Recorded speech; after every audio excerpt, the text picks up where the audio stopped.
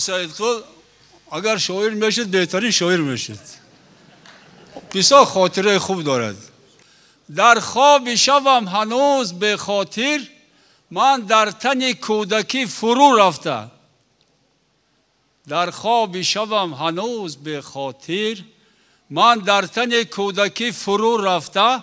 خود را تگ توت پخته میبینم. در جاله توت و توت بارانش یک مشت یتیم خفته میبینم.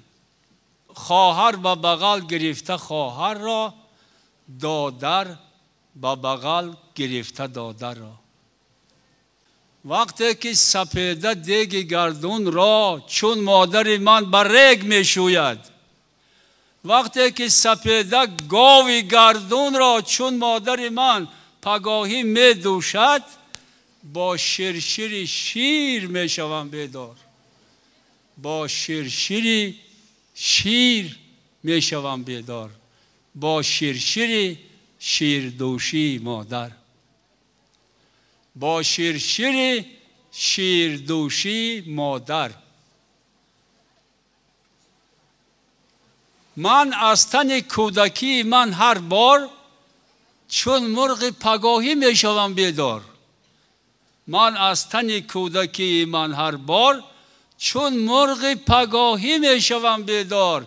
چون مرغ پگاهی سینه می کوبم. چون مرغ پگاهی می کنم کوکو. کو خواهرکان خانبانم کو. آی سبیل کو خواهرکان خانبانم کو. 100 سال دراز خانه نارفته. کو دادرکان خانبانم کو. 100 سال دراز خانه به صاحب. کو مادرکی صغیربانم کو.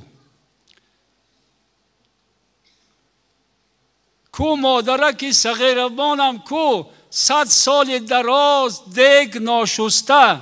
دیگ و طبقش بر ریگ ناشسته.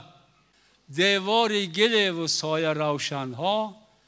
دیوار دل و سایه روشنها.